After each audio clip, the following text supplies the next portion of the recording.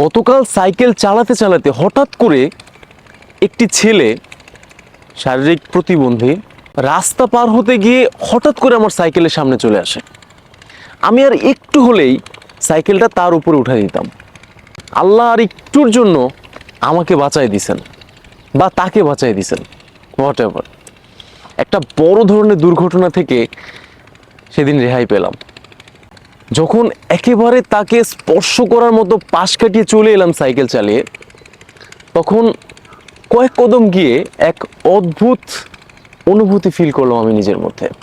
এবং ওই প্রতিবন্ধী ছেলেটা, যে আমার বয়সী, একেবারে আমার বয়সী, আমার বয়সের, সে যেভাবে হাত পা ছড়িয়ে ছিটিয়ে রাস্তা পার হচ্ছিল, সে ভালো করে চলতে পারছিল না তার শারীরিক প্রতিবন্ধকতার কারণে।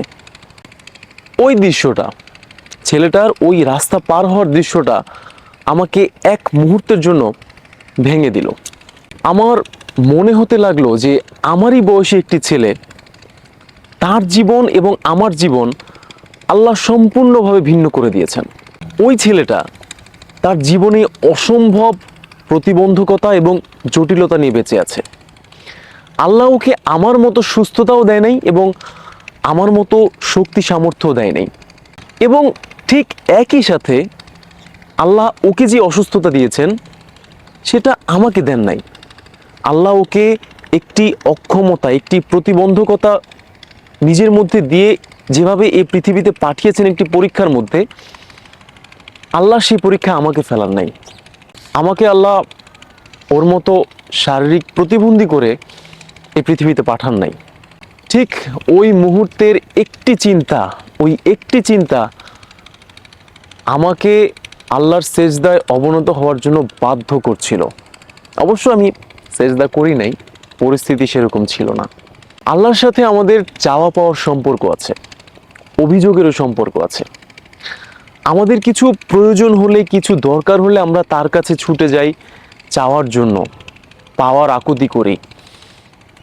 কেউ কোনো আঘাত দিলে, হৃদয়ে আঘাত পেলে আমরা অভিযোগ করতে তার কাছে ছুটে যাই, তাকে অভিযোগ করি, সব কিছু জানাই। এই যে চাওয়ার যে সম্পর্ক, এই যে অভিযোগ জানানোর যেই এখতিয়ার, এই সম্পর্কের বাইরেও আল্লাহর সাথে আমাদের আরও একটি সম্পর্ক তৈরি করার কথা ছিল। মোস্ট প্রবাবলি আমরা অনেকেই সেই বিষয়টা সম্পর্কে একেবারে উদাসীন। সেটা হলো কৃতজ্ঞতার সম্পর্ক, আল্লাহর প্রতি কৃতজ্ঞতা জ্ঞাপন করার সম্পর্ক। আমাদের চাওয়া পাওয়ার, স্বপ্ন, আকাঙ্ক্ষা, এগুলো নিয়ে আমরা এতটাই বেশি আত্মকেন্দ্রিক হয়ে গেছি যে আমরা শুধু আমাদের জীবনের কমতি, অসম্পূর্ণতা, অপূর্ণতা, এই বিষয়গুলোকেই নিজেদের চোখে তথা আমাদের হৃদয়ে অনেক বেশি হাইলাইট করে ফেলছি।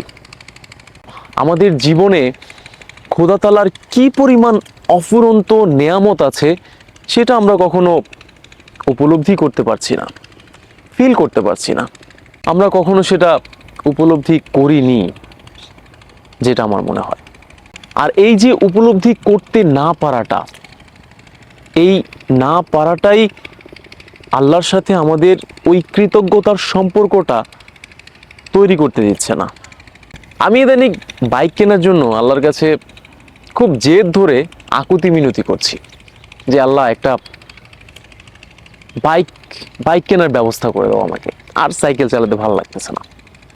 অথচ আমি নিজের চোখে দেখেছি কিছুদিন আগে একটি ছেলে, যার বাবা মারা গেছিল কিছুদিন আগে, তার পরিবারে উপার্জনের আর কেউই ছিল না, এবং ওই ছেলেটি জাস্ট একটি সাইকেল না থাকার কারণে একটি চাকরিতে ঢুকতে পারতেছিল না, জাস্ট একটা সাইকেল না থাকার কারণে সে নিজের উপার্জনের ব্যবস্থাটুকু করতে পারতেছিল না।